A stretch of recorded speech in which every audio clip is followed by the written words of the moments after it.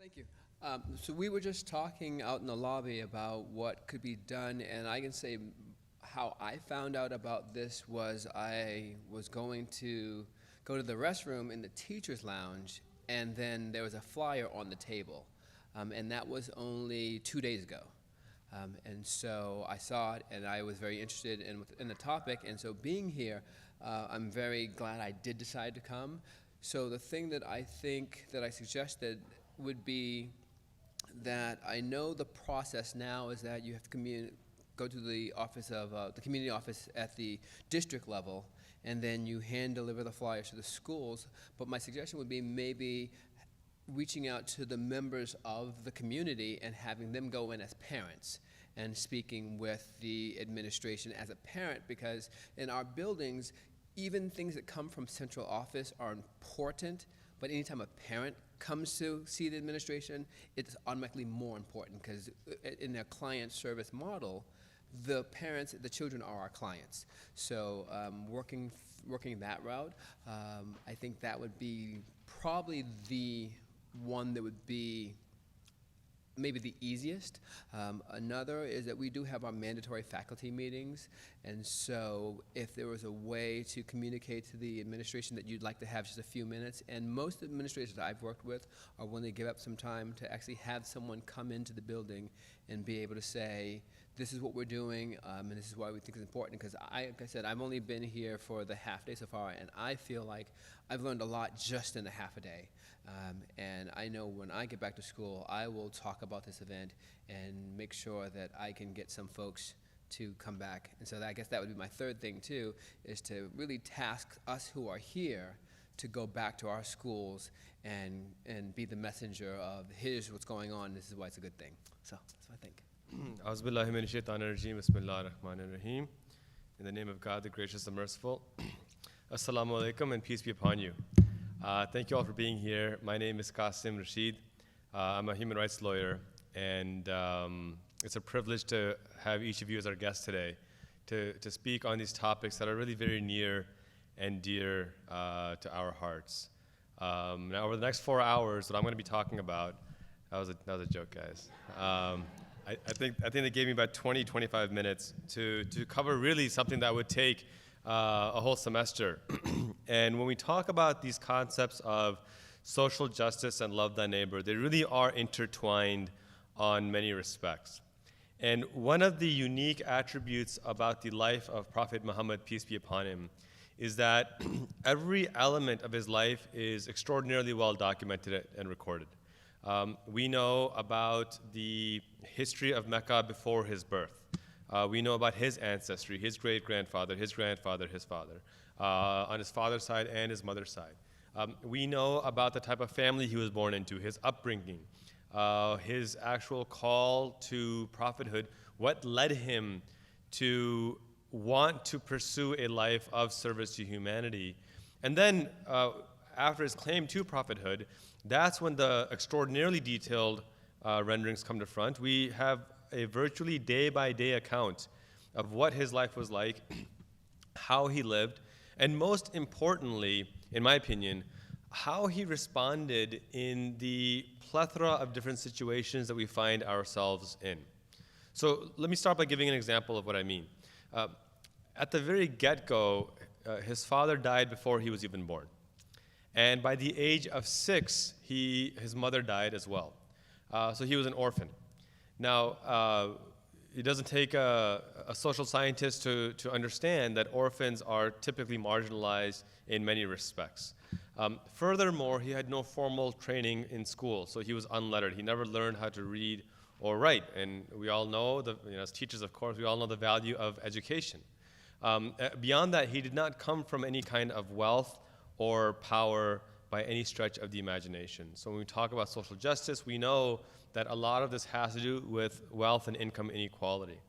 And so I paint this picture to share that as Muslims, part of our belief is that his rise and his success truly was on these elements of justice, of trust in God, and of service to humanity. He was not the recipient of some type of inheritance, or he did not have wealthy friends do favors for him to get him a leg up, to get him an advantage that other people wouldn't have. And it's a message and a reminder to us as well that as we're struggling through our lives, whatever that difficulty may be, maybe it's financial, maybe it's familial, maybe it's educational, that these struggles, as difficult as they are, there is a path to alleviation. Now, a path may not be easy either. The path may be extraordinarily difficult. But it's a repeated teaching in Islam, but one of the verses of the Quran teaches that God does not burden any soul beyond its capacity. And rather than leaving this as just an empty phrase, we are given the example of Prophet Muhammad, peace be upon him, in relation to every single aspect that we've spoken about. So beyond what I've already described, he was a father, he was a husband, he was, of course, a son, he was a cousin, he was an uncle, he was a grandparent, he was poor, and he had the opportunity to attain wealth later in his life, and I'll share what he did at that moment as well. He was a servant, but he was also a leader. He was a soldier, but he was also a general. And we see how he responded in each of these situations, and everything he did was deliberate. And I want to really emphasize this point, that the actions he took for us weren't just arbitrary actions that he felt like taking that day. He took these actions with the recognition that my job, my purpose is not just to be a servant, but also a model for humanity of how to address these difficulties that society will go through. And so this is why I say this could take hours and hours, and there are some phenomenal books written on these concepts that would take you, weeks to really dive down into and read, because every topic is so detailed and intrinsic. I'm going to focus on just a few key elements today, and there's a lot of intersectionality between them. Let's start with this basic concept of love thy neighbor. One of the key elements in Islam is that when it talks about your neighbor, there's no asterisk next to neighbor. It's not your Muslim neighbor, or your neighbor of your family, or your neighbor of the same race, or same tribe, or same culture. It's not male or female. It's not any differentiating factor. It's just the word neighbor. And one famous saying, Prophet Muhammad, peace be upon him, said that the angel Gabriel admonished me about neighbors so much and the rights of neighbors so much and to such an extent that I thought perhaps God would mandate that neighbors have a right in the inheritance after you die. So this is the level of respect that we are required to show all of our neighbors of all stripes and backgrounds. And that love isn't just a means of word, it's an action. Love is an action, and this is the key element here. And we see examples of this repeatedly. Even today in the United States, anti-Semitism is the most common form of religious discrimination in America. If you read the FBI reports that come out year after year, Jewish Americans comprise about 2% of the US population, but religiously motivated hate crimes against Jews are typically 40 to 60% of all hate crimes that are religiously motivated, a pretty shocking disparity. Well, anti-Semitism certainly wasn't invented in America. Certainly it didn't just spontaneously occur after the Declaration of Independence. It's something that's been pervasive throughout history. And in pre-Islamic Arabia, it was pervasive. And after the advent of Islam, this was one of the cancers that the Prophet of Islam actively worked to undo. And he did it with his actions. And there were subtle actions, but there were also some very deliberate actions. One subtle action was he and his companions were sitting and just resting for a moment, and a funeral procession went by them. Out of respect for the funeral procession, the Prophet stood up. This is a very common thing. We stand out of respect. If you've ever been in court, when the judge walks in, what do they say? All rise. And then when the judge gets up to leave, you all rise. And so this is a very common way of showing respect. And when he did so, one of his companions said, "O Prophet, don't you know that this is the funeral of a Jewish person?" And the authentic hadith, the recordings, the traditions narrate that the Prophet responded, some traditions say with annoyance, some say with a little bit of anger, But the point is that he responded directly and said, yes, but is he not a human being? Does he not have a soul? And so again, there is no asterisk next to the humanity of this person. There is no exception to loving your neighbor as yourself. It was a fundamental act. And so with this very basic and subtle statement, the Prophet made explicitly clear that there is no permission to discriminate against somebody because they are Jewish. Later in his life, after they fled Mecca and went to Medina, which was a prosperous city comprised of Jews and Muslims, after arriving in the city of Medina, he was decided upon by the Muslims and the Jews as the head of state. Now, at this point in time, this is a pivotal moment in Islamic history, a pivotal moment in, I would argue, world history for a number of reasons. If there was ever a permission to enforce religion, this would have been the prime opportunity for the Prophet of Islam to do so. He could have said, I am the head of state, I have an army, you must obey me on all matters of religion. The Quran certainly was being revealed, but he did something very different. And this goes into the transition from social neighborliness to social justice as well, because the Prophet established something that in the history of the world on this detailed level had never been established before, and that was a secular constitution.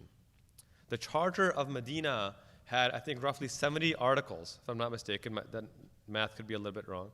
But these articles established a secular state between Muslims and Jews. And the provisions of these articles, if you go and read them, are profound. It wasn't until 1,200 years later that the U.S. Constitution began to come up with similar provisions, but established universal religious freedom for all people. It explicitly said that no Jew shall be wronged for being a Jew. Think about the power of that kind of a statement at a time when anti-Semitism was absolutely a part of society. To make that as a written document was powerful. It went on to say that the enemies of the Jews shall not be helped by the Muslims. Again, another powerful statement, that even if Muslims have no issue with a group, but if the Jews are at war with them, or if they are opposed to the Jews, or if they are anti-Semitic, then we will not help them. Instead, we will stand in solidarity with the Jews. And what this established, what this created, was a society in which people began to understand that the fundamental key element to peace is to protect universal religious freedom, to protect freedom of conscience. And this is where the Quran reinforced this message in chapter 22, verse 40 to 41, when it says that permission to fight is given to those against whom war is waged. Now I want to stop and just dissect that part of it right there. Permission to fight is given to whom? Those against whom war has been waged. So every other teaching regarding war or fighting has to first meet this condition precedent. Until and unless this condition is met, all those verses don't actually apply. They don't come into function. It's impossible. And again, this is an extraordinarily powerful teaching, because what it ensures is that anytime somebody takes a proactive measure to wage war or to fight, they are not only violating the tenets of justice, but they are violating this fundamental principle of religious freedom that the Quran protects, that Islam protects. And when we talk about social justice, the first step to establishing social justice is to ensure that there is peace. And so by categorically banning any permission for proactive or preemptive war, Islam first lays the foundation upon which you can build a socially just society. You simply cannot build a society where there is already upheaval and turmoil and injustice. And so Islam cuts at the root of that by saying the only time you are permitted to fight is when you are fighting in self-defense. But it goes beyond and describes what self-defense actually is. It says permission to fight is given to those against whom war has been waged, and then explains why. Those who have been driven from their homes only because they said our Lord is God. And then it elaborates that this is not just for Muslims. It says, surely if God did not raise some men for the defense of others, the cloisters and the churches and the synagogues and the mosques would all be torn down.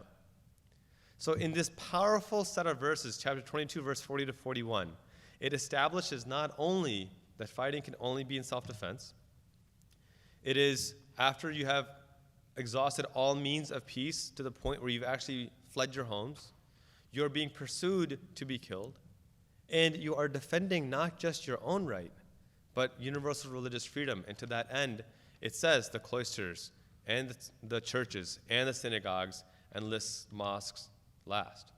And so for a Muslim, it is a fundamental responsibility that if a church is being attacked, it is his obligation as a Muslim to defend that church from attack. If a synagogue or a temple is being attacked, it is his obligation, his responsibility to maintain social justice, to maintain social order, and protect those houses of worship from attack. So much so that even the order of the Quran tells us something significant. That if a mosque is being attacked and a church is being attacked at the same time, and you have limited resources, you defend the church first, and then only if there's time you go and you defend the mosque. And this is a powerful point to make because God did not reveal these words arbitrarily. There's a specific order behind it, so Muslims recognize that even more valuable than your own freedom of conscience, even more valuable than your own rights, are to protect the rights of others. Now, let's break this down a bit more into everyday aspects of society because life isn't always about fighting a war of self-defense. How does this deal into everyday matters? Let's talk about, and I'm going to take you all the way to the very end to the farewell address of Prophet Muhammad. This is the last public address he gave before he passed away. And what I love about this address is the way it begins, where he admonishes the Muslims that convey this to those who are not here, because it might be that those who are not here may understand it better than those who are here.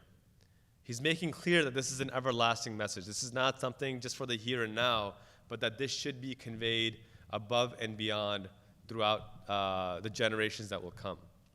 And he makes a couple of key points in there. One I'm going to focus on is gender equality and gender rights. When he speaks about women and men, the word he uses regarding women in addressing men is that women are your committed partners. You're equals. When you have a partnership, it means you have equal value in that relationship. And this is a significant point because we are coming into a time in Arabia where women had no actual rights. There was no right to choose who they want to marry. There was no right to unilaterally divorce. There was no right to inheritance. There was no right to own property. There was no right to be in a position of leadership. There certainly was no right to have a say in public affairs, to attain education, or to be deemed a scholar of any sort. Those women who had attained some level of secular or business success were by far the exception. And they were often in that position not because they were able to avail some opportunities in that society for women, because those opportunities didn't actually exist. They were in that situation because they were fortunate enough to have a wealthy brother or a wealthy father. Their agency was not independent. It was always through the approval or the support of a man, which isn't actual equality. But here, as his farewell statement, the Prophet said to men that women are your committed partners. You have rights over them, but they also have rights over you. Creating this bond, this understanding of relationships between men and women that mandates to men that for this to be a successful relationship, you must view women as partners, as equals. He goes on to say on racial justice issues that a black is no better than a white, nor is a white better than a black. An Arab is no better than a non-Arab, nor is a non-Arab better than an Arab. You are all equal in the eyes of God, and you are only distinguished by your good works. Again, a powerful statement. We, look at Arabia at the time of the advent of Islam. Slavery was part of the economic infrastructure. It was part of society. There was no concept of alleviating slavery. And it wasn't just racially based slavery, although that was a part of it. It was on a greater level economic slavery. This was the time where when nations would go to war the POWs would become the slaves of the winning army. And they would either need to be purchased back at some exorbitant price, or they would live in slavery in perpetuity. If they had children, those children would become slaves. This was how the society functioned. Within a generation of the Prophet's death, slavery had completely vanished from the Islamic society. And professors and scholars like Professor Corinne Brown of University of Chicago attest that you had a society that was entrenched in slavery, and within a generation, race was not only not a crucial factor, but you had people who were former slaves become generals, former slaves become poets, former slaves become scholars of Islam, scholars of law. Now, how did this happen? It goes back to these two elements of loving thy neighbor and social justice. And I'd like to ask you to compare this, what happened in early Islamic history, to our contemporary American society. Why is it that 155 years after the Civil War, we still have massive racial and economic injustice today? Why is it that in America today, the median wealth of a white family is about $147,000. The median wealth of a black family is about $3,600. Why is it that the incarceration rate of black Americans is 6 times the rate of white Americans for the same crimes, even though white Americans and black Americans commit those crimes at about the same rate? These aren't by accident. These are the result of a society that we've built, of laws that we've passed, everything from slavery to Jim Crow to mass incarceration to the war on drugs. Decisions and policy initiatives that we've actively taken, not based on the elements of justice, but based on the demands of power. And that's the fundamental difference between what's happening now in America and why we're having so much difficulty addressing and resolving these issues compared to what the Prophet did. Now, people criticize the Prophet Muhammad that he never issued some kind of an emancipation proclamation that thou shalt free all thy slaves.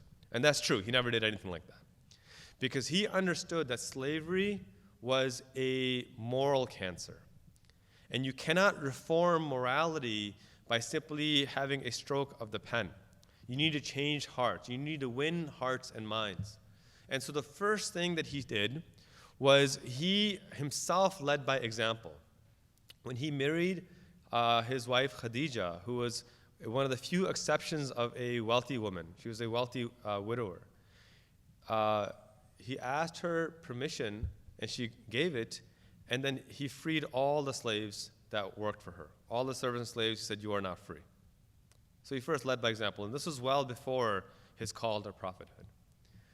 The next thing he did was he told his companions that if you want to keep slaves, here are the conditions that you are permitted, so to speak, to keep slaves. You must feed them as you feed your own family. You must clothe them as you clothe your own family. You must house them as you house your own family. You cannot ask them to do work that you're not willing to do yourself. You must give them compassion and love. You must educate them and elevate them. And went as far as to say that if your slave asks you to give them their freedom, then you must obey their request and actually give them their freedom.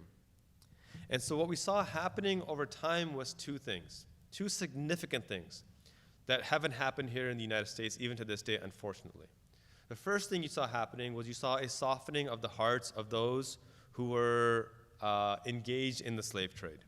They began to recognize that these are equal human beings, and I must treat them like equal human beings.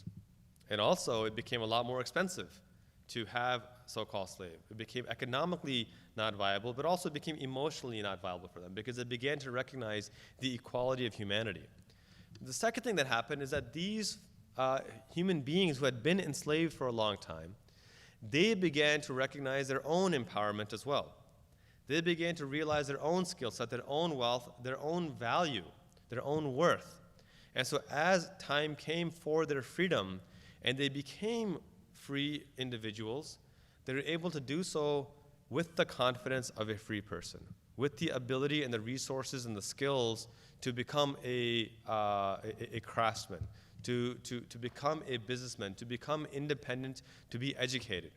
And this is one of the significant differences. The name of the Christian scholar escapes me, but he is an African-American historian, and he says that the difference between slavery in the Christian world and the Muslim world is that in antebellum America, black slaves were forced to build a church, but they were denied the right to read the Bible themselves. Whereas Muslim slaves were invited into the mosque with Muslims, and they were taught to read and write and become scholars themselves. That was the significant difference. And when you educate people, you ultimately liberate people. And this is what we saw happen over the 20 or 30 years, of the final 20 to 30 years of the Prophet Muhammad's lifetime, peace be upon him. And this is why you see historians point out that race and slavery was not a crucial factor in the Islamic world, because they were able to provide that growth and that development, not just from a social level, but also from an economic level. The final point I'll make, as I'm down to my last few minutes here, is when we talk about wealth and power, the most significant example, I would argue, in human history of a person exhibiting compassion when it comes to undoing injustice is that of the Prophet Muhammad, peace be upon him. The story of Muhammad is such that after he made his claim to prophethood, the first 10 years, 12 years in Mecca, they faced brutal persecution, the most horrific forms of persecution imaginable. His companions were tied, their arms and legs were tied to 2 camels. The camels were forced to run in the opposite direction, ripping them apart. Women were tortured to death, blinded, stabbed through their groin, and made to bleed to death. The Muslims were banished to a barren valley and starved for nearly 3 years. And it was complications from that suffering that the Prophet's own wife, Khadija, died.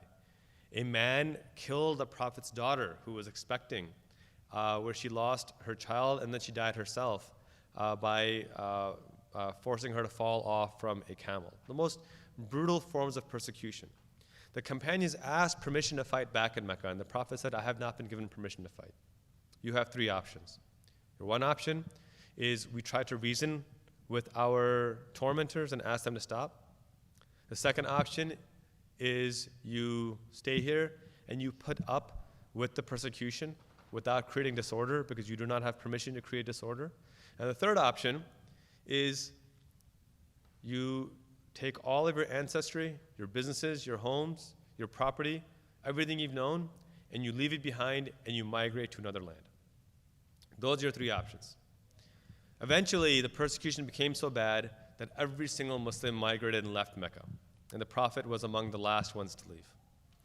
After leaving Mecca, after leaving everything they'd known behind and going to Medina, which is about a month's journey by foot, the Meccans, not yet satiated with their desire to eliminate Islam and to kill the Prophet, sent an army, and over the next 10 years, waged war against the Muslims in the outskirts of Medina. And when you look at the history of this, it's completely clear, it's explicitly clear that every battle the Muslims fought was in self-defense. Finally, the Prophet, the Muslims, and the Meccans came to a peace treaty. This is the Treaty of Hudaybiyah. It's a very famous treaty that guaranteed peace for the next 10 years. But it was a very lopsided treaty as well. The treaty held that the Muslims would not be able to perform Hajj that year, which is an Islamic obligation. And the companions of the Prophet were furious that they would not be able to exercise their basic fundamental religious freedom. The treaty also stipulated that if somebody left the Muslims and came to the Meccans, they would be allowed to stay. But if a Meccan accepted Islam and went to the Muslims would be forced to send him back. That's a pretty remarkable thing. What happened at this point was, as they had agreed to these terms but had not yet reduced them to writing, a man had actually escaped from torture of the Meccans. He was being tortured for his faith as a Muslim, and presented himself to the Prophet and asked for the Prophet's protection. Now, the contract had not yet been inked, it had not yet been signed. But the Prophet said, we have already given them our word, and we can't go back on our word. And he admonished this now Muslim that, I'm sorry, but you have to go back because we cannot break our word with these people. So this peace treaty was signed, and after about 2 years, the Meccans violated the treaty themselves. They attacked an ally of the Muslims. So now put yourself in the shoes of Prophet Muhammad, peace be upon him. You have been persecuted and tortured for 12 years in Mecca. You've left everything behind. Your own family has been killed. You fled a month away. You've waged campaign after campaign to defend yourself from being completely annihilated. You finally sign a lopsided peace treaty that now has been violated once more, and more people have died as a result of it. At this point, the Prophet took his companions and had an army of about 10,000 soldiers. And they marched all the way to Mecca, to the outskirts of Mecca. And Stanley Lane Poole, a non-Muslim historian, writes about this, that this was the greatest day of Muhammad's triumph, not only over the Meccans, but also over himself. And historians record that no one would have held the Prophet accountable for exacting revenge and taking revenge for the 2 decades of brutal persecution and torture and murder that had been inflicted upon Muslims for their only crime of wanting to worship in peace and protect universal religious freedom. But the Prophet did 2 things that day that I believe epitomize the greatest example of compassion and justice in human history. The first thing he did was he asked the Meccans, what should be your punishment today? Think about that. He's asking the people who have persecuted him for so long, what should be your punishment today?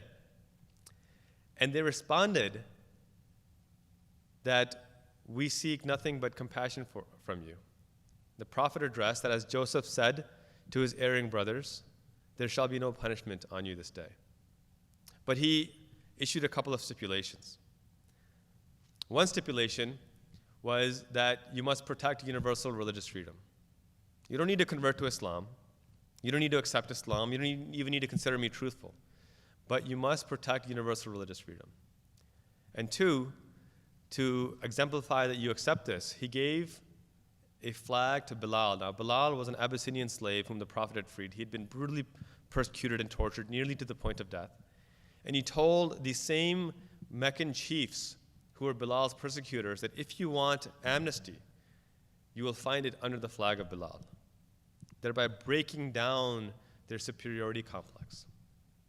And in doing so, he offered amnesty to the entire city of Mecca on these conditions, that you protect and accept universal religious freedom. See, it's one thing to offer forgiveness when you're in a position of weakness. It's one thing to offer security or to offer love when you have no other choice. It's a very different situation when, after decades of the most horrific and brutal persecution, when you are in power, when you have the ability to exact revenge and demand justice, and no one would criticize you for doing so. At that point in time, you exhibit what the Quran calls God, what God in the Quran calls Prophet Muhammad as Rahmatul lil Alameen, the mercy for all humanity. That you exhibit that mercy and you lead by example. And so when we talk about loving thy neighbor and social justice, the Islamic understanding of it, to bring it all together in a nutshell, is that it's more than just words. Compassion and love aren't mere words, it's action. It's how are you exemplifying those in situations when the easier route would be to exact retribution and revenge. And I would submit that when we look at the struggles of our societies today, when we look at the fact that we have a 77% rate of recidivism, meaning people who commit a crime, go to prison, get out, 77% of them return back to prison, that we're not focusing on compassion and rehabilitation, we're focusing on retribution and revenge. When we look at the fact that wealth inequality is worse today than it was even before the Great Depression, we have more money than any nation in the history of humanity has ever had, yet 43 million Americans are living in poverty. 260 million Americans are living paycheck to paycheck. which is a shocking number to think about. 1 in 9 Virginians are food insecure. All at a time when in America, for every 1 homeless person, there are 11 empty homes and apartments just sitting there.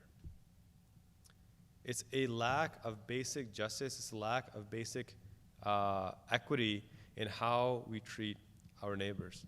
So the takeaway message that I'd love for you guys to leave with is recognizing that for our society to function, it can't be based off of a theocratic rule. It cannot be based off of some type of a forced religious rule. It must be based on these elements of absolute justice for all people. A government that supports the right of every person to believe or not believe as they wish, but recognizes these fundamental human dignities of food, water, healthcare, education, and shelter.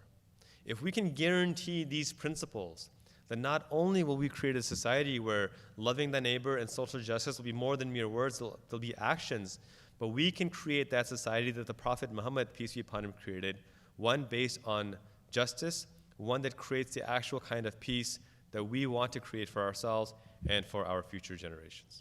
Thank you. Assalamu alaikum wa rahmatullah. How are you all doing today? I know you've been here all day and you're probably tired after eating. I know I took a little snack so that I wouldn't start falling asleep either. So I appreciate your patience in being here. I definitely see some new faces from the last time we had the symposium, and that's a good feeling, and would love to see more people. So I hope that you all go back and let others know that this type of event does go on. It's a big step to walk into a mosque these days. There are a lot of misconceptions about what type of citizens we are, what type of people we are. So that's a big step to walk into these doors, and we understand that step, and we welcome you with open arms, and we appreciate your presence today. The topic that I was given is Muslims as U.S. citizens, and it's when I was asked to write a speech or provide some type of presentation, I wanted to kind of keep it simple and try to do a discussion versus just me standing up here and kind of give a lecture, especially late in the afternoon as it is now. So I want to kind of ask, what do you all think of the phrase, the American dream? And I ask that because that goes side by side with our journey to become citizens. We come here to seek for that American dream, but I want to know in the crowd, what does that mean to you? And I can hear you, so if you want to just speak up, that would be great. And then I'll provide my response as well, what I believe the American dream is, being a child of an immigrant parents, and all other family members who migrated here. So whoever wants to speak out, that's great. And if not, that's okay too. I'll just keep it moving. Yeah. He said being judged in your own merit. Yes, ma'am.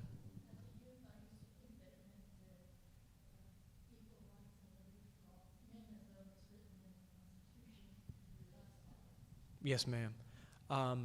Do you want to? Do you want to repeat, ma'am? Because I'm sorry, I'm a little late. For the sisters downstairs, I apologize. That was my lack of understanding of our resources here. Okay. I just think that when I was younger, I just really thought that it was equality was the reason most people came. But I think that now I don't really believe that so much, because I think even some of us who live here don't experience that. But I think originally that most people came here for equality and freedom of religion, and I don't know that that's really happening in this generation. Yes, ma'am.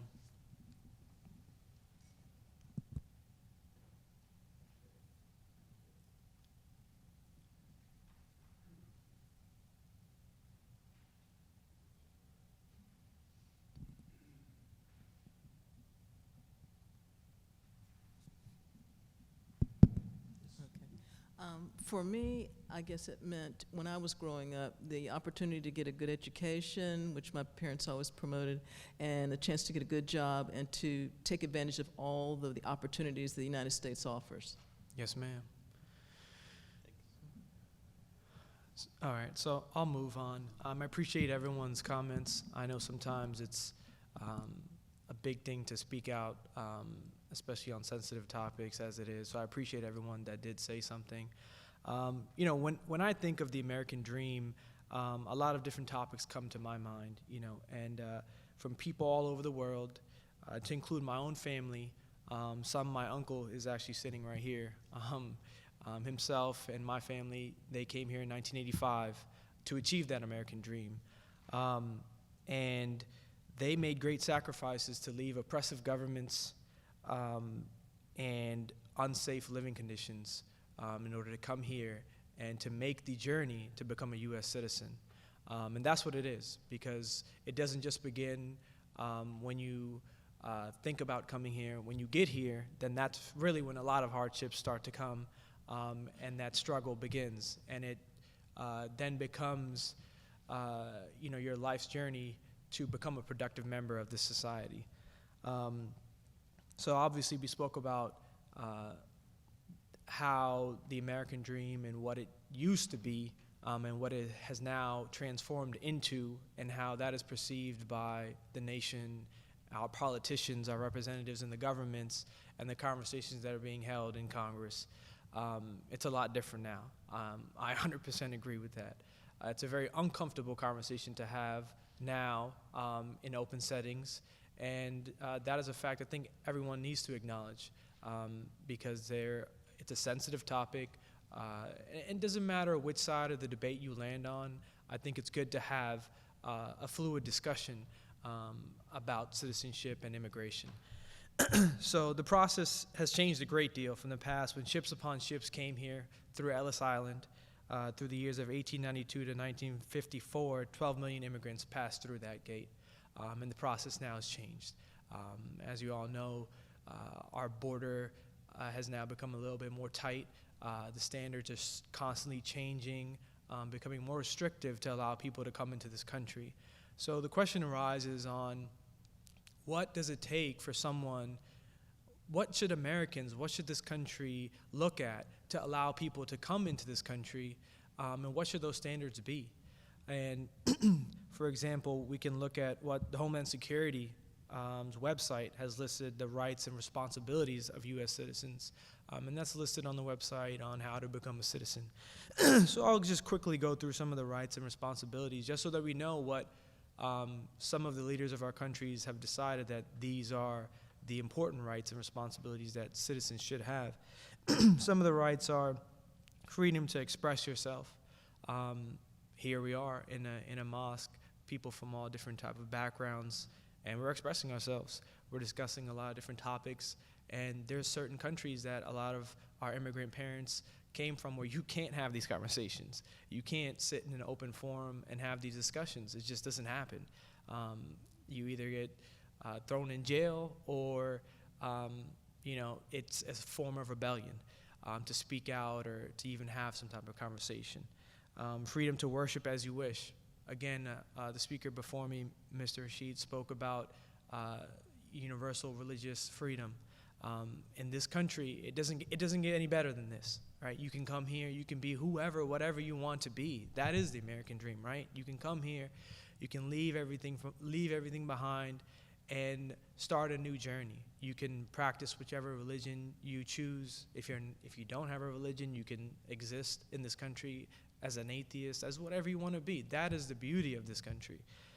Right to a prompt, fair trial by jury, right to vote in elections for public officials, right to run for elected office. These are other rights. So there's some responsibilities now. The responsibilities they've listed is support and defend the Constitution, stay informed of issues affecting your community, participate in the democratic process, respect and obey federal, state, and local laws, respect the rights, beliefs, and opinions of others, participate in your local community, pay income and other taxes honestly and on time, serve on a jury when called, and defend the country if the need should arise. So these are just the different things that the government has listed on the website. And so after having this conversation, we have to then go and look at, well, the question arises, how and if are Muslims the ideal citizens? Can they be citizens? Based on news reports and the misconceptions of Islam that are widespread now, some people believe that you cannot be a Muslim and also be a citizen of this country. And I hope through some of the topics that I'm going to quickly touch on that you understand that it just can't be. If you are a Muslim, you can be an ideal citizen for any country that you reside in, because it is instructed to us by our religious scriptures, our sayings of our holy prophet, may peace and blessings of God be upon him. It's told us from the very beginning. So whether we live in America, whether we live in Brazil, whether we live in Russia, it's in our doctrine to be the best citizens, productive citizens that we can be in those countries. So I want to just speak about a few things, and I'll quickly just go through my notes. I apologize. So obviously we all have been sitting here, and the different presenters have presented on the different aspects of Islam. So I'm not going to obviously go through all of those different aspects, because now you have some sort of foundation of Islam and Islamic beliefs. So with that being said, I hope you can answer the question that, can Muslims be ideal citizens? And I would hope that you would answer yes, based upon the basic principles of what our beliefs are of peace and living in society in harmony with our brothers and sisters. But I will touch upon the Islamic responsibility. And in Islam, obedience to the law of the land is a religious duty. The Quran commands Muslims to remain faithful to not only Allah, God, and the Prophet Muhammad, peace be upon him, but also the authority they live under, or the government. In the Quran, chapter 4, verse 60, God says, "O ye who believe, obey Allah and obey his messenger and those who are in authority over you." Any country or government that guarantees religious freedom to followers of different faiths, not just Muslim countries. So a lot of people have this misconception that, that verse is only applied to Muslim authority countries. Well, that's not the case, because one, it's not stated there, and it's for all governments. The Prophet himself has stressed this point that says, "One who believes his authority, obeys me. One who disobeys his authority, disobeys me." So this verse establishes the fact that loyalty and obedience to a ruling authority and or government is a fundamental Islamic duty. It's built into our doctrines.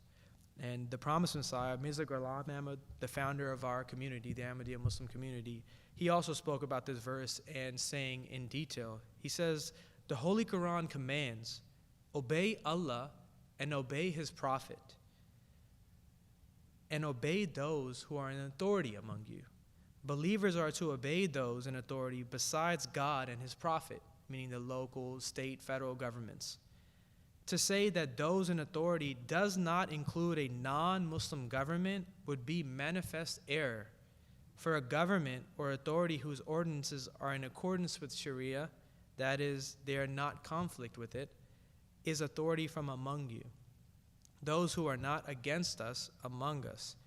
The Quran, therefore, is unequivocal to the point obedience to government authority is one of its imperative.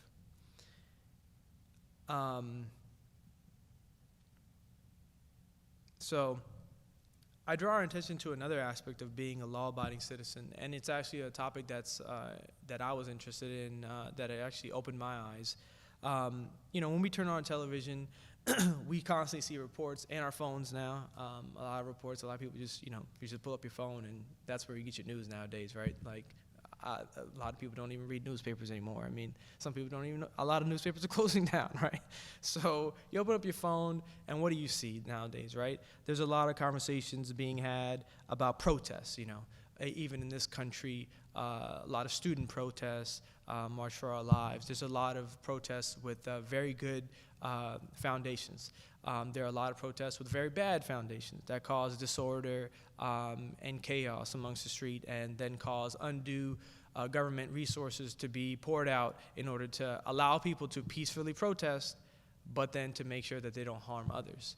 So this concept of rebellion and protesting is very very familiar to us. As educators, you all are sitting here, and I'm sure if there are some historians in this room, we are here because we rebelled from the British government. That's why we came here. That's why we all are living here. So I'd like to shed some light on, as Muslims, as citizens, how do we respond when the ruling government is being unjust or passing unfair legislative policies or laws? So the current head of our community, Mirza Masroor Ahmad, has explained this and has said that a ruler should be obeyed even if he is unjust, and prayers should be made to God for his reformation. Ahmadis, meaning Muslims who are part of the Ahmadiyya Muslim community, should remember the conditions of their ba'ath. The word ba'ath means covenant. As Ahmadis, there are certain conditions that allow us to be Ahmadis, and those are listed. We actually have some literature, it may be outside, where those conditions are listed. And it's basically a guideline, instructions on, if you are part of this community, this is what you should do. So he has said that in the second condition, an Ahmadi Muslim, he or she shall keep away from falsehood, fornication, adultery, trespasses of the eye, debauchery, dissipation, cruelty, dishonesty, mischief, and rebellion, and will not permit himself or herself to be carried away by passions, however strong they may be. The fourth condition of the covenant is that under the impulse of any passions, he or she shall cause no harm whatsoever to the creatures of God in general, and Muslims in particular, neither by his or her tongue, nor his or her hands, nor by any other means. And again, the founder of our community, Mirza Ghulam Ahmad, the Promised Messiah, has said that destruction of peace is worse than killing. He said that to participate in protests and rebellions in colleges and in universities is against our teachings, and it is like participating in rebellion. The first Khalifa of our community has also said that it is essential for Muslims to obey God, his messenger, and those in authority over them. He said if one who is in authority does something against God's command or that of the prophet, may peace be upon him, then one should not obey him, or alternatively, one should migrate. As it was said earlier by the speaker, Mr. Rashid, he described when the conditions were so bad that the prophet was given, he gave instructions, 3 instructions. And the third was, if you don't like it, leave. You can leave. You can migrate to another country. But rebellion, avoid that at all costs, because disorder is very bad. So I want to end, and I want to keep a kind of open discussion at the end. I understand that questions will be at the end, so I guess I'll leave that for later. But I want to leave with a thought for you all. And it is that it's very easy to listen to the misconceptions of Islam through the media and through conversations with other neighbors. And it's very easy to hear those things and then get bombarded and then not do our own research.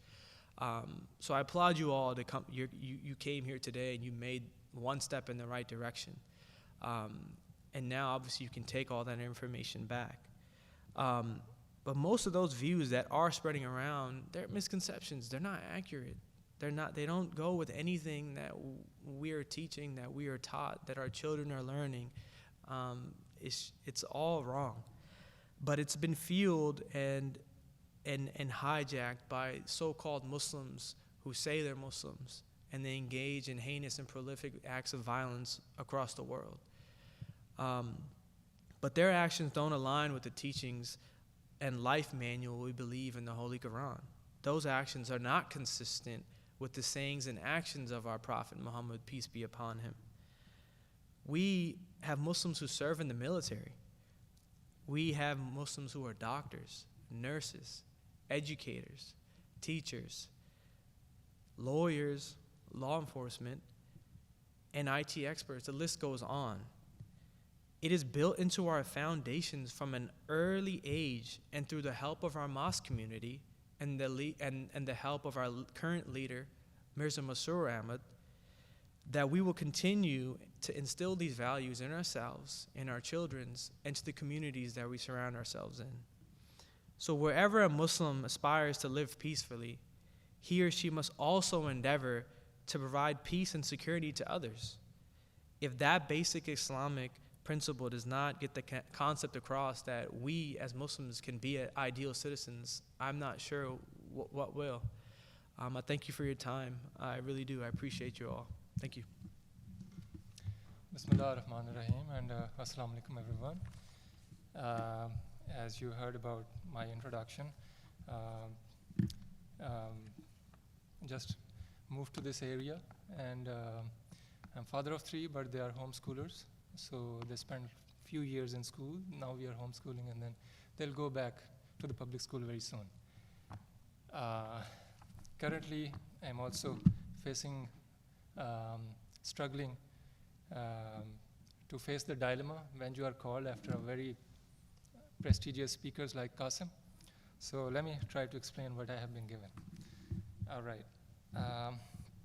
So the topic, what I was given actually is modesty in Islam, which comes basically from the Holy Quran.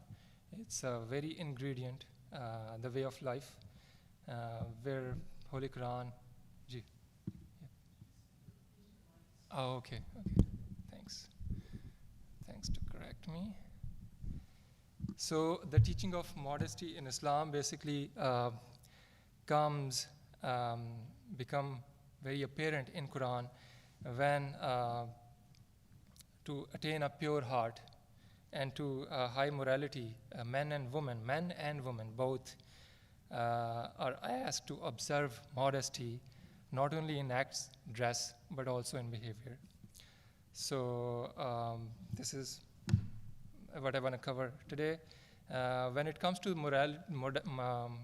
modesty and chastity in Islam, the first thing come into mind, if you ordinarily hear most of the time, it applies to mostly on women.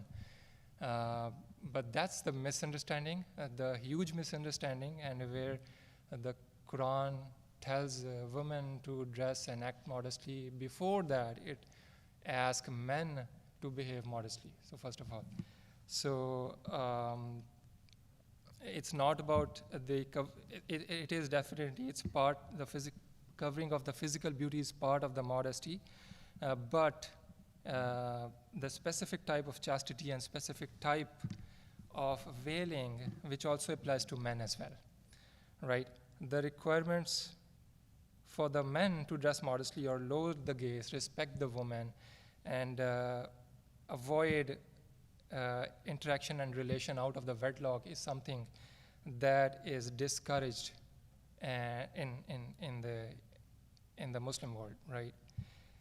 So, okay, this is a claim. When I say, I mean this applies to men as well, and specifically, the Quranic verse, when it specifically asks to the woman to dress modestly, you can raise a question that what is the dress code for Muslim men, right? So for that, I want to quote one of the hadith saying of the Holy Prophet when he hold silk in his one hand, gold in the other, and said, these two things are prohibited to the males of my community, right? So at one aspect, if you see, there are different approaches how you see this. One approach is to be proud of your identity, whatever you are. If you are male, be masculine. If you are female, be feminine, right? But another approach, the very which has the more depth, is I want to go through it. But before going into that, I want to draw your attention to something, the psychological way, and the many experiments that have been taken place, actually published in many different journals, that how men and women see each other when it is a term of courtship, right? So there were one of those experiments have taken place when the photos of the different models were given to the group of people, men and women, and the models were also men and women, and the both varied in basically two categories. Some of the one of them was beauty, the physical beauty. So some of the models were very beautiful, some of them average looking, and some of them was like below average looking, I would say. But on the other hand, there are another category where the cues or the clothing or the outfits were given to the people, to the models, that show how rich they are, how wealthy they are, right? Their social economic status. And so the bottom line is, without going into details in the interest of time, I just want to get into the 6 outcomes, 6 attributes. The result of the experiment was the attractive body was more important to men, active face more important to men, earning potential more important to women, ambition more important to women, kindness equally important in both, intelligence equally important to both. So you can conclude that why there are different prescriptions are given to men and women based on their psychological differences in their perception of beauty or perception of the qualities of the opposite gender, right? When it comes to the courtship, partnership, or marriage, or things like that, or even so why the different prescription are given to the different people. So we can say this only happens, I mean, just to emphasize the point that this is not something unique to a certain group of people, but we can see that people who are enlightened, educated even, and who think that they are beyond the generalized thinking like this, they also exhibit the same behavior in psychological terms. So you will see, I mean, I know many examples that a doctor or a lawyer or a highly educated person, I mean, does not have any problem marrying his secretary or a nurse as long as she is beautiful. But on the other hand, a female doctor, they tend to marry better educated, intelligent person than them. I mean, I don't find any single lady doctor who married with a nurse working in the same hospital.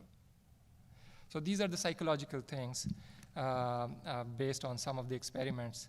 Now, coming back to the point, the hadith I quoted, that silk and gold, the Prophet Muhammad says, prohibited to the males of our community. So these were the signs of extravagance at that time, right? So because time has changed, and now the wealth, there are equally, I mean, there are more things, the different things that show how rich you are, that shows what is your social status is. And we can see, I mean, it changed to costly cars, expensive watches, and all that kind of outfits that men buy just to attract the attention of the opposite gender. So the prescription for men is quite different than it was prescribed to the women in Islam, and that's where the specific type of veiling is being given to men and women because of these differences.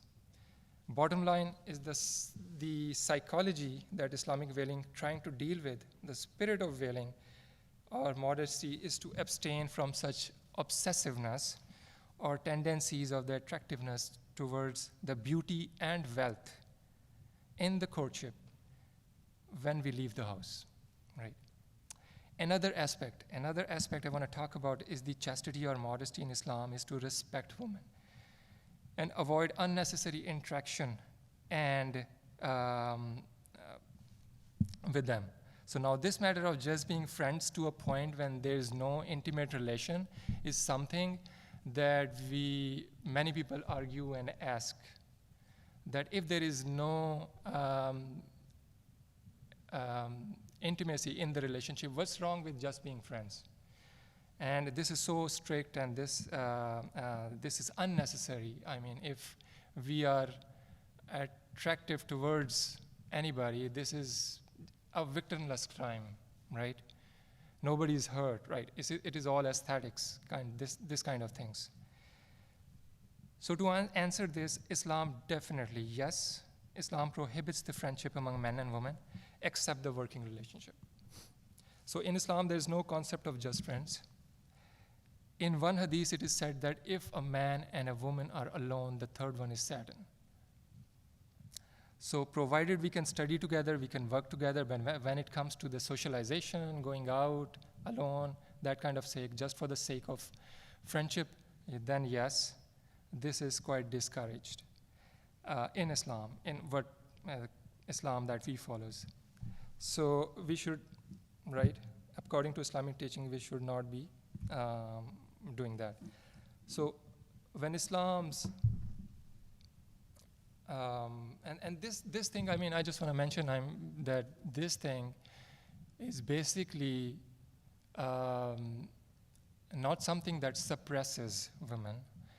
This is something out of the respect for women. So how, if we, I mean, among ourselves, I mean, we talk to each other and we said, I mean, if we put ourselves in the shoes of the family of the person who we are trying to interact with, then you can get the concept. So for example, my wife does not want, she will definitely not want a close friendship of any girl with me, right? And similarly, I do not want any man to have the close relationship with him, with her, right? So if I'm asking this kind of respect for my family or my women in the family, or women are asking the same respect to the men of their family, to the sons and sisters and brothers and wives and husbands, then we are also expecting people outside to other Muslims that they will not, we will not be, for example, we will not be the close friends of wives of others, right? So in this way, I mean, we adapt to follow this, the modesty in Islam, or what has been, it appears to be a strict at one thing, but I mean, this is out of the respect because we feel that it comes from the empathy to the family of the person we are trying to interact with, right? So because the men of the family or the women of the family would have the same kind of expectation, just like we expect for our families, right? So in Islam, why Islam advises us not to freely socialize with people of opposite gender? The founder of Ahmadiyyat, the founder of our community, he said, as God Almighty desires that our eyes and our hearts and our limbs and organs should continue in a state of purity, He has furnished us with the excellent teachings. There can be no doubt that unstrained looks become a source of danger, and we place soft bread before a hungry dog. It would be a vain to hope that dogs should pay no attention to it. Thus, God Almighty desired that human faculties should not be provided with any occasion of secret functioning and should not be confronted with anything that might incite dangerous tendencies. This is the philosophy that underlines the Islamic regulations relating to the observance of veil and modesty, right? So one specific thing that has been asked to the men of the society is called ghaze basar.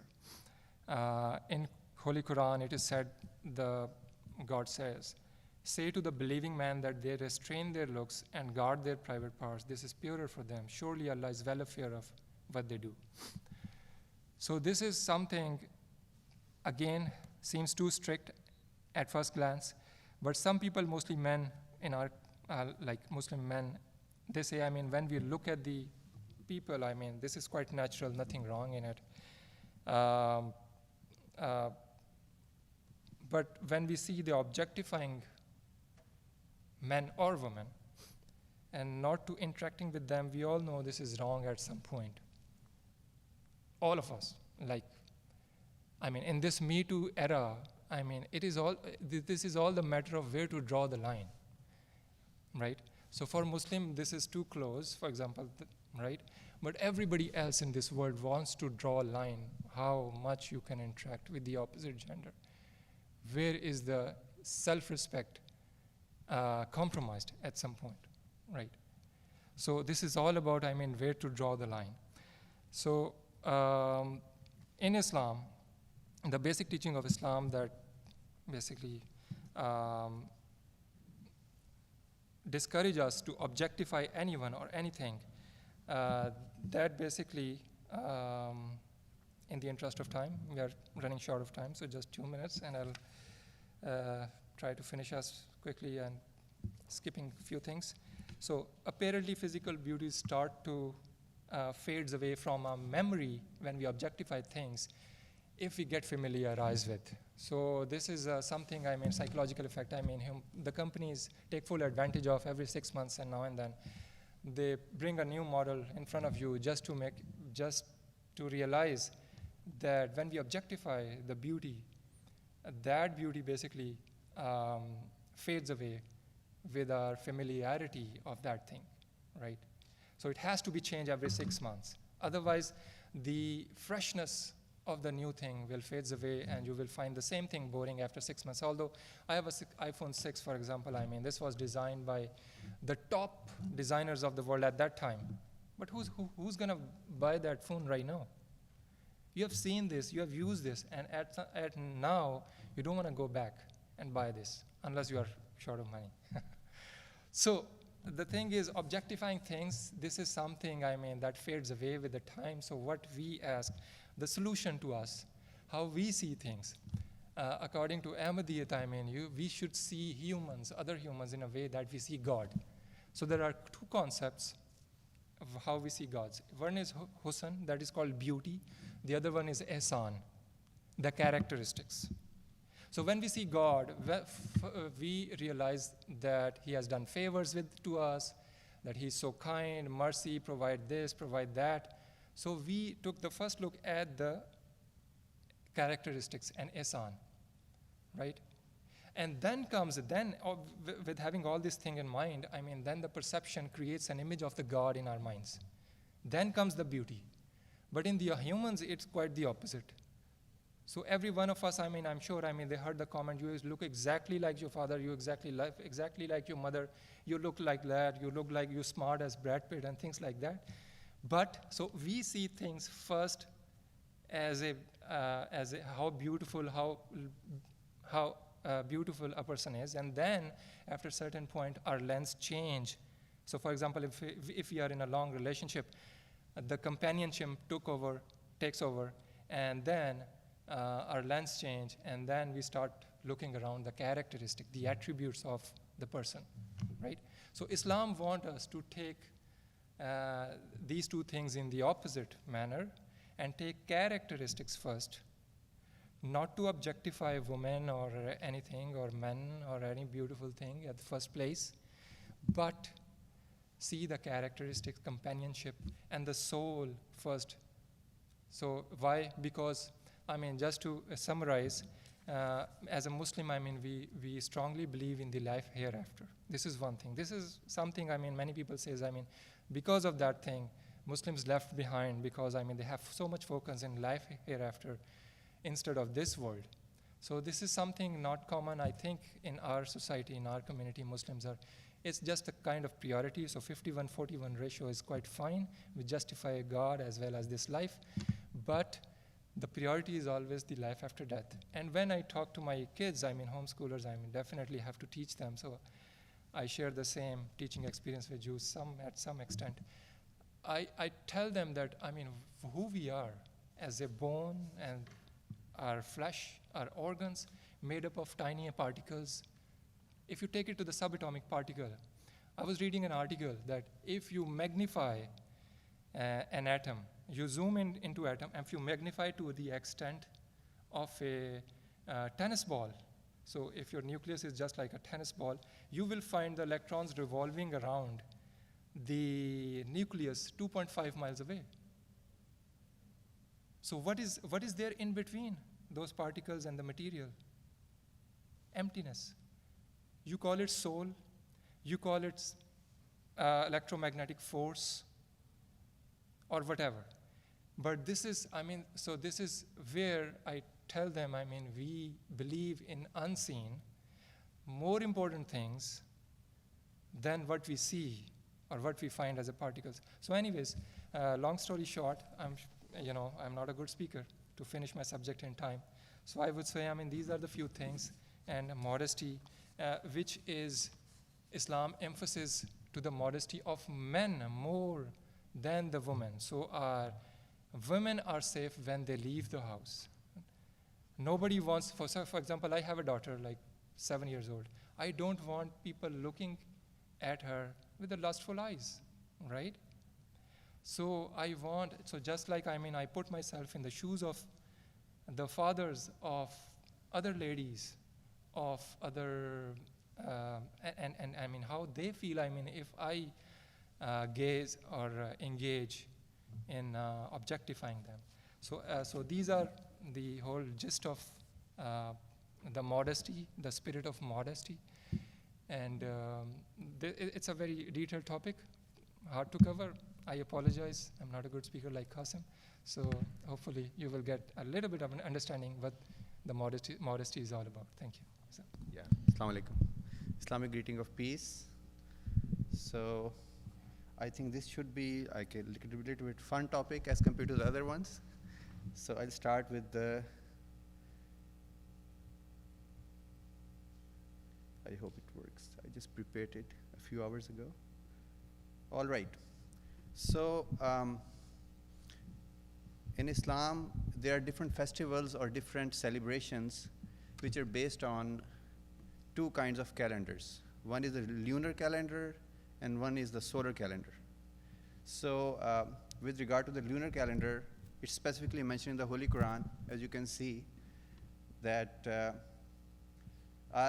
they ask thee about the new moons, say there are means for measuring time for the general good of mankind and for the pilgrimage. So the benefit of lunar calendar is that, as you can see, it is 11 days shorter than the solar calendar. So any event which follows the lunar calendar would move backwards every year 11 days. So that's why those festivals or those religious activities which are following lunar calendar, they come into winter, spring, autumn, they follow every season. Every almost 36 years, it completes the whole, solar calendar. But there are other activities which follow the solar calendar as well, as I will mention in the next slide.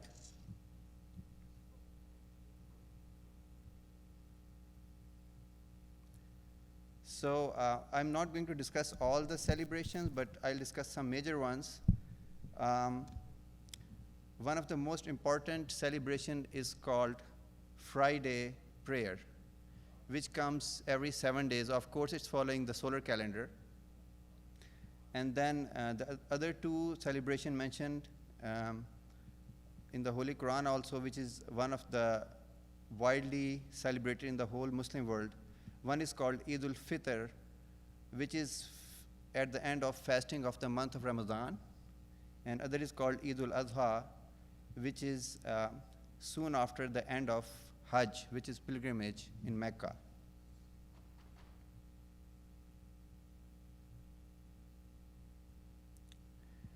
So what are we celebrating? What is the purpose of these celebrations? Number one, we're trying to say gratitude to the Almighty God for enabling us to fulfill the requirements of worship. Next is we're also celebrating the blessings of God on our own selves and our family. And then we are also celebrating the blessings by giving to society, in particular those in need. These are three things we normally do on our celebrations. Of course, it's a moment of joy, and there is usually an extra form of worship contained in this celebration, like an extra prayer. Then, obviously, the injunction of the Holy Quran is that we should show moderation in everything, including celebrations. The Holy Quran says, "O ye men, eat of what is lawful and good in the earth." So obviously we try to celebrate, but we don't want to go beyond certain things that can, instead of causing happiness, create trouble. I'm a physician. I know after certain celebration the clinics are full of patients, so that's not the right thing to do. Eating too much salt and all that stuff. Then we should share happiness with others, according to the Holy Quran, and they feed for the love of Him, that is the Almighty, the poor, the orphans, and the prisoners.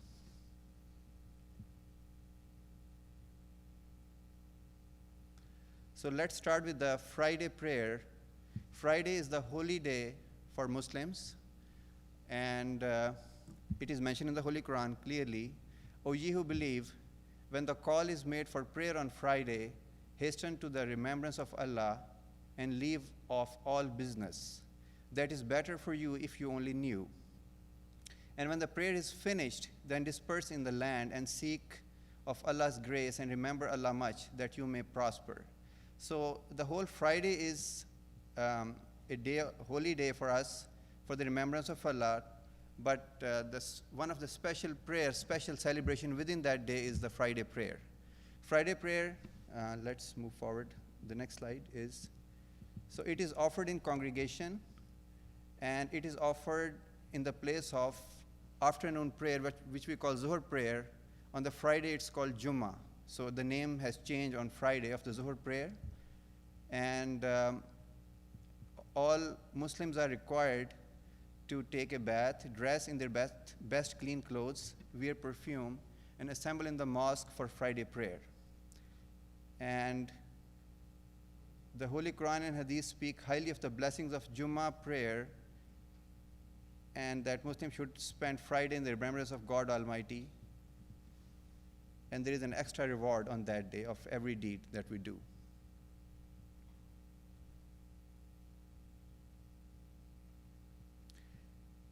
And about Friday, usually there is gathering of, if there is a small mosque, then on Friday it is required that all those small mosques get together into a bigger mosque. So there is a gathering of more of the Muslim community together, so they can meet each other, they can solve their problems, and they can, so it develops unity, cooperation, cohesiveness among Muslims. And it's a big show of Islamic equality.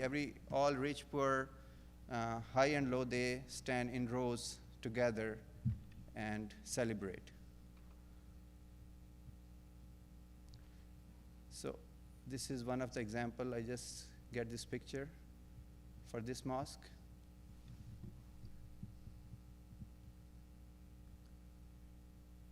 And the next thing I want to mention is celebration during the month of Ramadan. There is a term what we call iftar. Iftar is when we break the fast.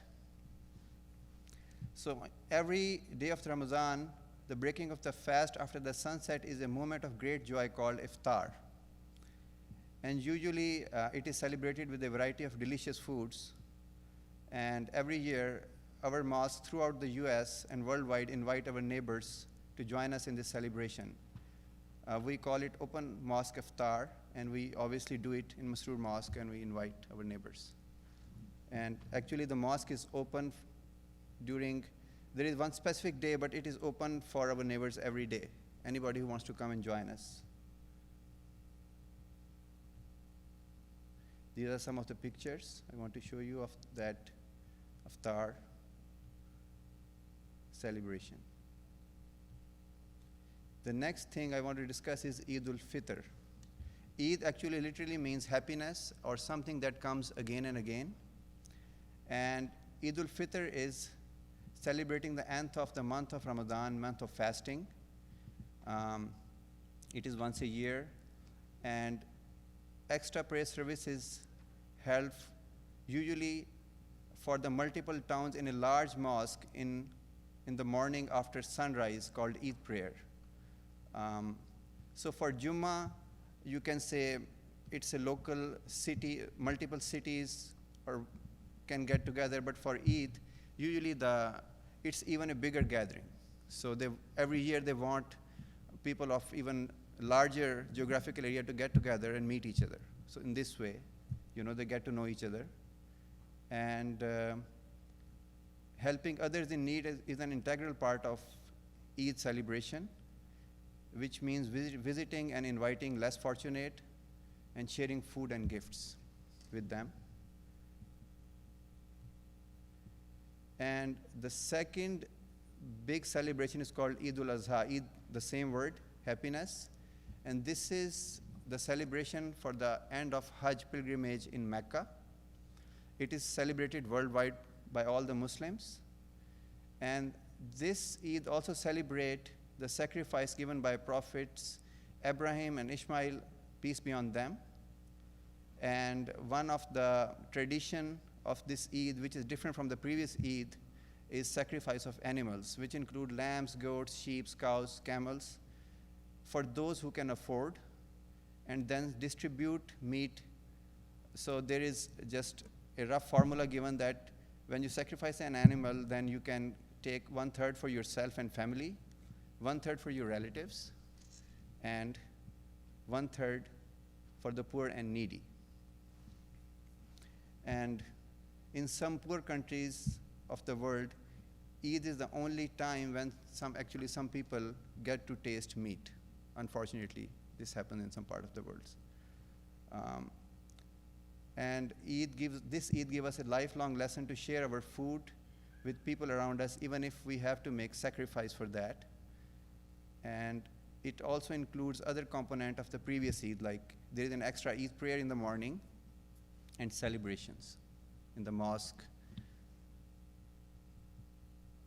Eid is also a big time for family unions.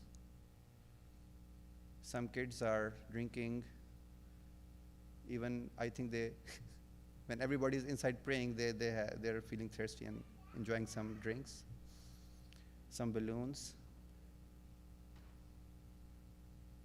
So there are two specific occasions that God Almighty for Muslims has made 2 days in a year to celebrate, with the family. This is the food ready for the people to come out of the Eid prayer and enjoy together. So there are some other festivals which I just want to touch a little bit. One is called Laylatul Qadr. It is called the Night of Decree. According to the Holy Quran, it is in the last 10 days of the Ramadan, especially the odd ones, and extra prayers are offered to get the moment of the highest point in human spirituality, which is described in the Holy Quran as better than 1,000 months. So this is a well-known term among the Muslims. Another festival is called Eid Miladun Nabi, celebration of the birth of the Holy Prophet Muhammad, peace be on him. This is not an official religious celebration as per Holy Quran and the tradition of the Holy Prophet, because he did not celebrate it in his own lifetime. However, because of the love of the Prophet, the Muslims all over the world celebrate it in different ways. We usually have in our mosque special gatherings around it, memorizing the life of the Holy Prophet, and sometime we have some lighting and distribution of sweets among the kids. Another thing which I want to mention, which is part of the tradition of the Holy Prophet, is called Walima, which is a feast offered by the bridegroom to celebrate marriage. This is also a tradition, and so when marriage ceremony takes place after that, after few days, within few days, the bridegroom is encouraged to invite, neighbors and friends to celebrate that occasion. I think that's the end of my presentation. Thank you. Bismillah ar-Rahman ar-Rahim, in the name of Allah, the gracious and merciful. Dear guests, Assalamu alaikum. May the peace and blessings of Allah be upon you. My topic today will be dietary restrictions and school lunches. Before I start, I just wanted to put ourselves in the shoes of Zad. Zad is a third grader, about 8 to 9 years old, and he's a Muslim American student.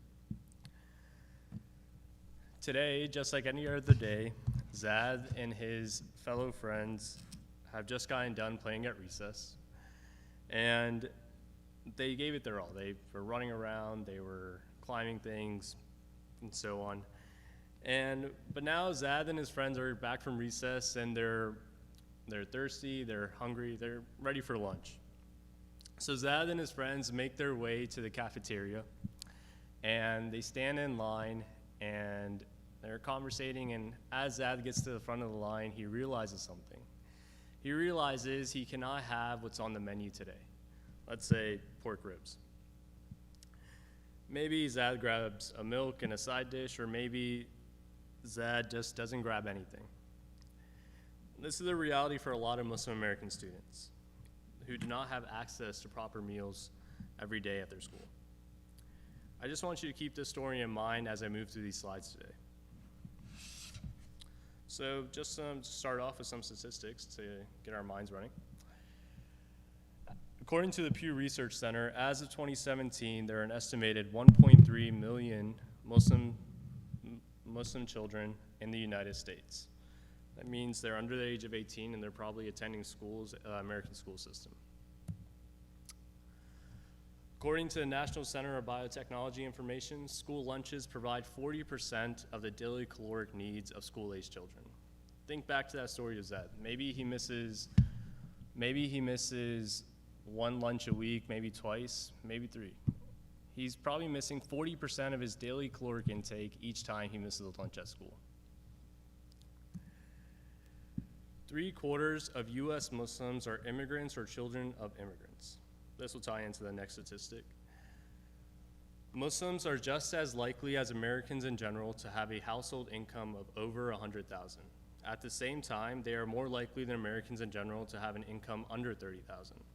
So what this is saying is that according to the Pew Research Center, Muslims, as a population, when you look at them in percentages, they are just as likely as their American counterparts to make $100,000 for a household income. But again, when you look at the Muslim population as a whole in America, when you look at how many people are making under $30,000 for a household income, Muslims are more likely to make under $30,000. This ties into the next fact of 30 million students nationwide participated in the National School Lunch Program, according to the U.S. Department of Agriculture.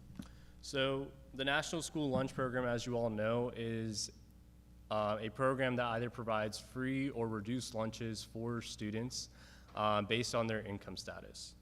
So tying this back into the previous stat, that those students, those Muslims, families that are making under 30,000, that are more likely to make under 30,000, they most likely are part of this National School Lunch Program.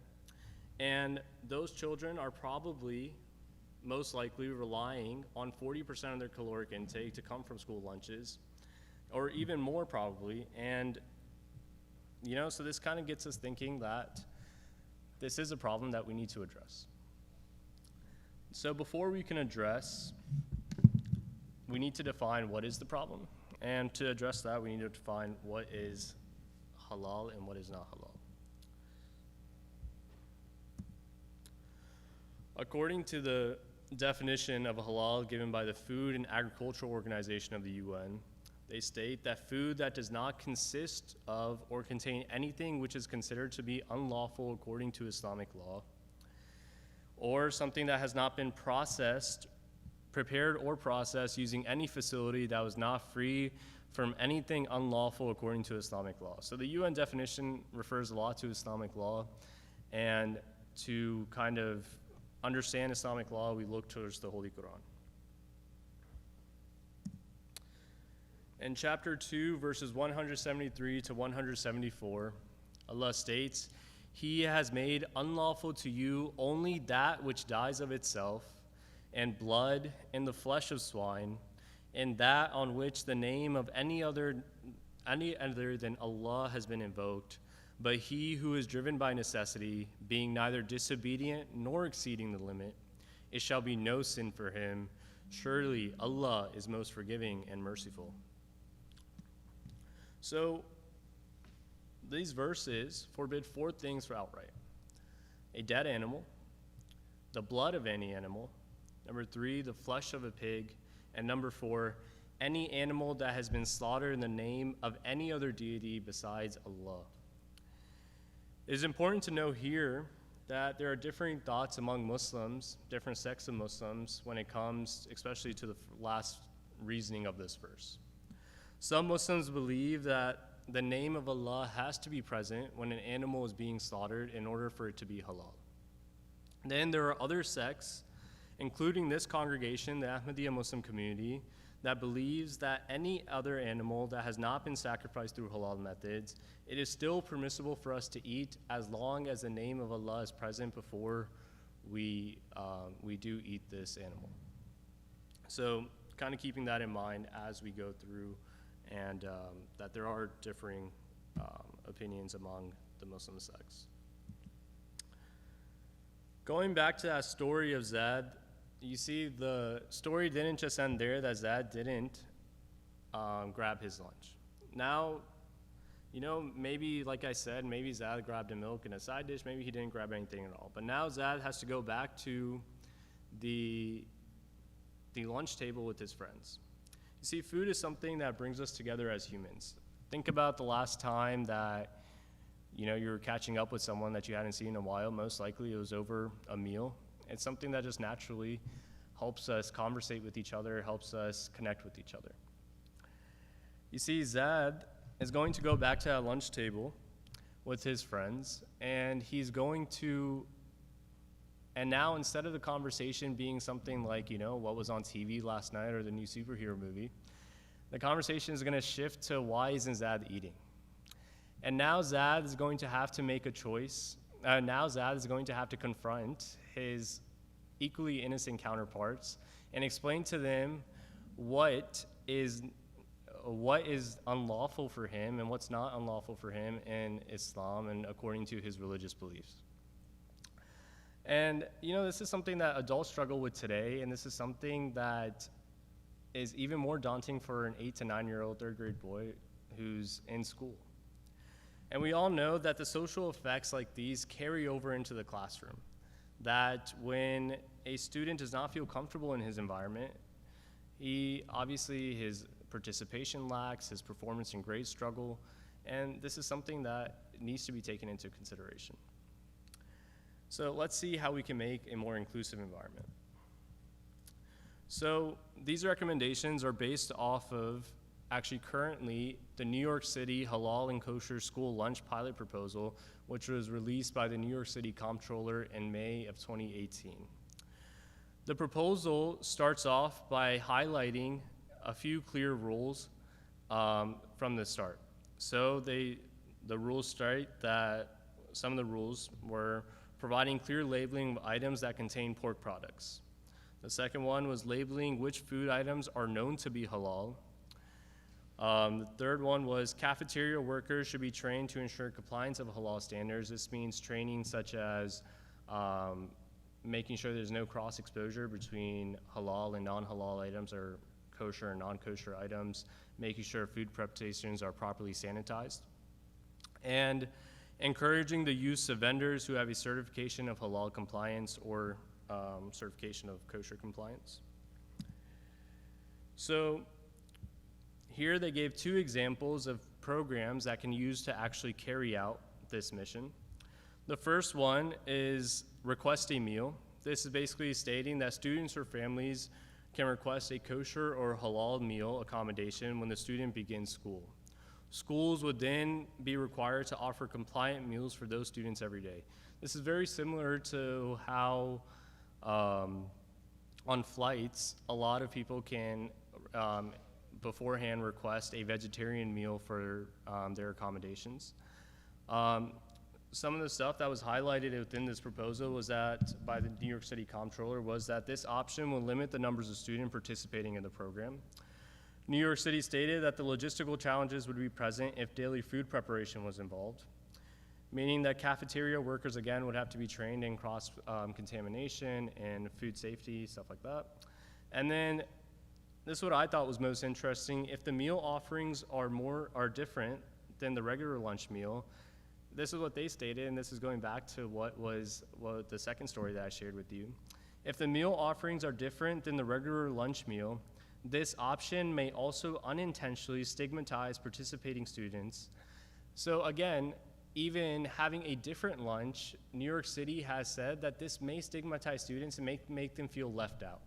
So then they came up with this second program, which is one option for everyone.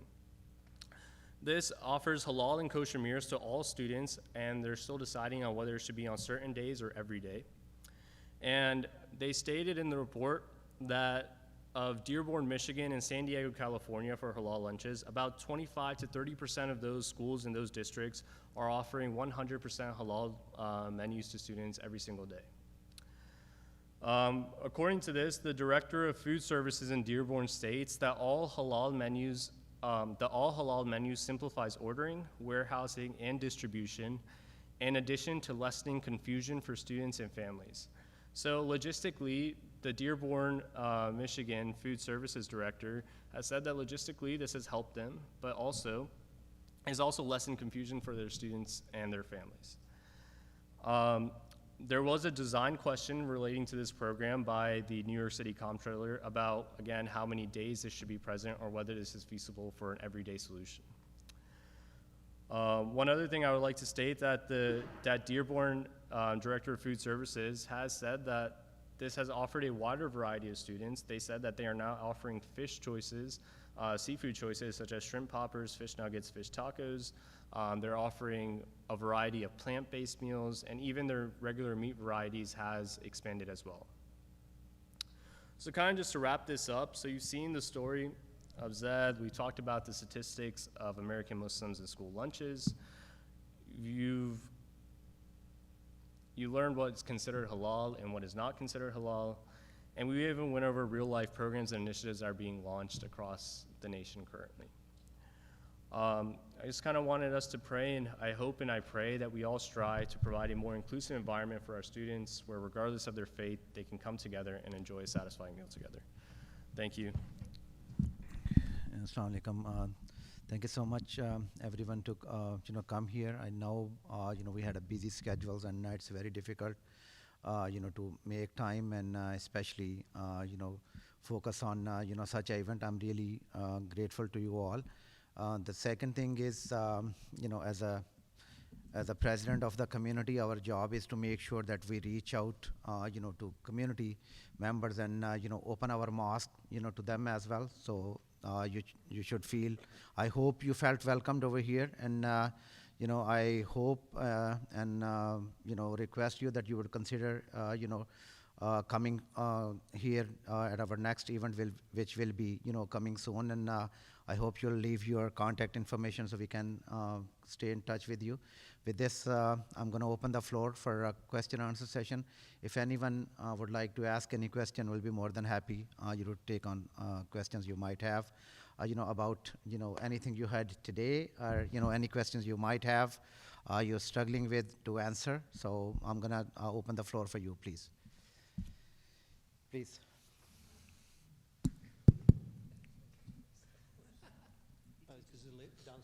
Yes, there. Thank you for providing this opportunity for us. Thank you. So my question, I'm going to give you the 3 pieces that will lead into the question based on our discussions today. So one, the idea of the social justice. So a Muslim being respectful of the laws of the land. So there's that piece. The modesty piece, and so I thank you for that part, because that gave me a lot of understanding of the dress of my children, of the children I teach. And so now here's where the question comes in. I teach elementary music, and I've had parents come to me and say, because of my faith, my daughter can't take part in your class. And so that's very difficult, because then we go into the dietary part. And so I've been able to say to parents, okay, I hear what you're saying, but I do want you to understand that if your daughter does not take part in class, then that is drawing attention to them. And so I'm just curious, how do those pieces work as far as, our schools here in Prince William County are secular, not sacred, and so the things that we're doing are not, they're not sacred based, activities. So what should be my response? Should it be, yes, we're going to have your daughter do a different activity, or should my response be more of a, here's what we're doing and here's why I think it's okay?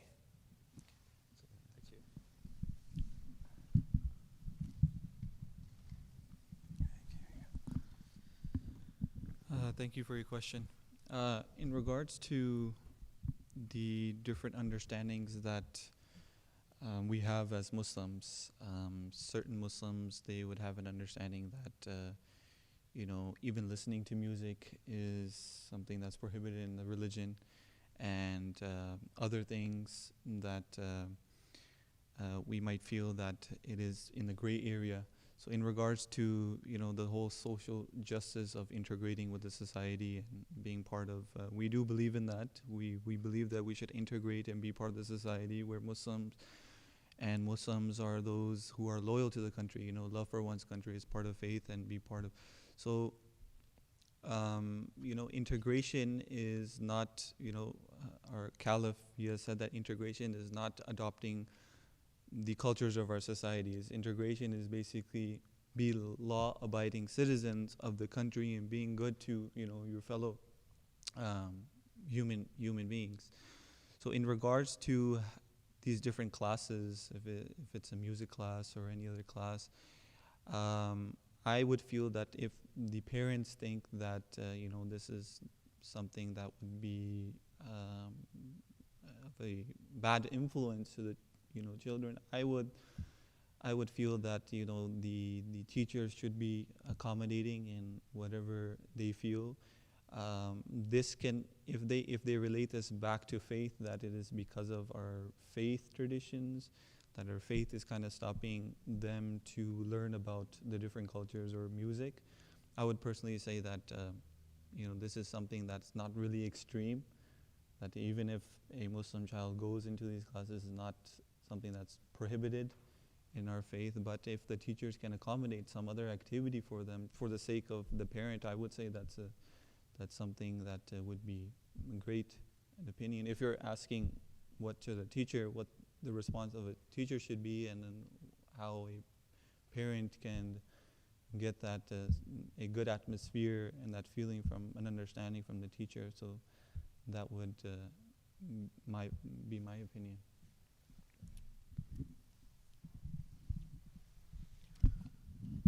Yeah, I think he answered it pretty much the way I was going to say it. But the thing is, there's not a black and white answer for this question. It's going to be case to case as well. Again, like he mentioned, there's no compulsion in our religion where it says, I'm not allowed to play the flute, right? I'm not allowed to do this or that. So keeping that in mind, it's just about the respect. If the parents, I feel, have that, this is something that our familial values don't accept, or something that we don't, I think the teachers should try to accommodate that. But then again, there are things and times where schools do things where it's not completely with accordance with what the parents want, right? So it's going to be a fine balance of finding out what you can and can't do. And again, based off of each singular case, you're going to have to decide that.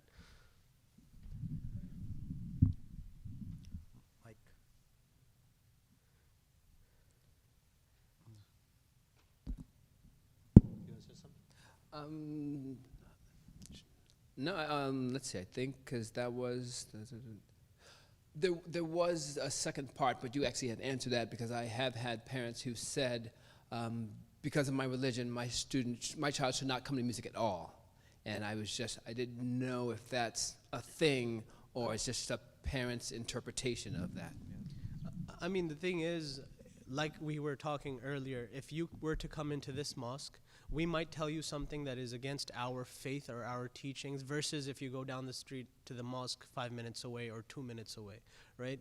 So each sect has their own things and how extreme they want to go with a certain aspect. But the thing is, one thing that a lot of people forget, that in Islam especially, our job is to make it easier for other people, not only just for Muslims, but for all of the surroundings. Like, your job is, no matter what whatever I can do, I want to do whatever I can make it easy for you, right? So again, it goes base off of communities to communities. something that is going to be different from this mosque to another mosque down the street. I would just like to add, if you're asking the concept of music within our faith tradition, just go over that. So music, per se, it's kind of not written black and white, that music is forbidden. But I will just give an example of our Khalifa and the understanding that we have. Music in itself is, I would personally say, it's not something that's forbidden. You know, playing sounds of such nature. Because even if we look at the time of Prophet Muhammad, peace be upon him, we see that there were sessions which occurred in front of the Prophet that related to music. And there was occasions where the companions were the Prophet was listening, and his companions would come, and then they would say, why is this, happening in front of the Prophet? Music is being played. But then the Prophet told them, this is all right. This is not forbidden within our religion.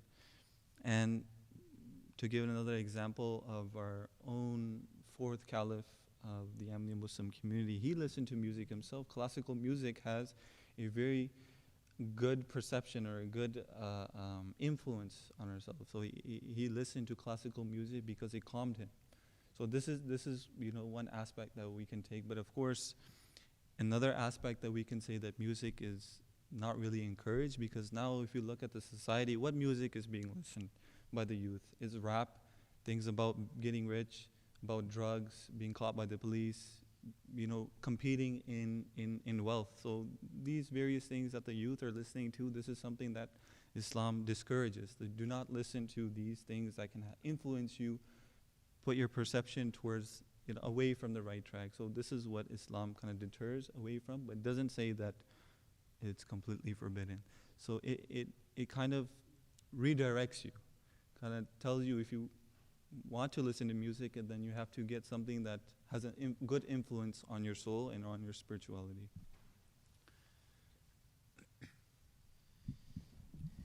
Okay, you have more?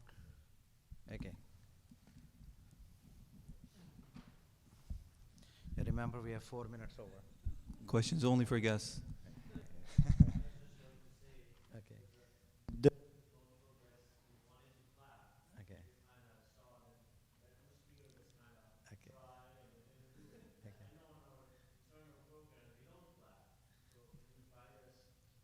If the clapping is allowed, that's what you're asking?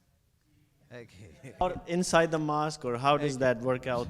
I'm just wondering, because I know there's some, I felt that, guests wanted to clap, but they kind of felt shy or not comfortable. They didn't know what to do. So just to clarify for everybody, I wanted to ask that.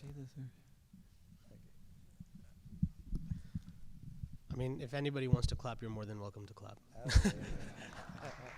There we go. I think that was an easy answer, right? Okay. Okay. Towards the end, I'm gonna thank everyone for coming. I want to thank all the organizer for your hard work, and hopefully looking forward to the next program with better planning, inshallah, and more guests. And we will end this with silent prayer, and in Muslim tradition we raise our hands for the prayers, and other people, you may join us, or you can join us, or you may choose not to join us. So I will request Imam Umar Sahib to please lead us in silent prayer, please. Please join me in prayer.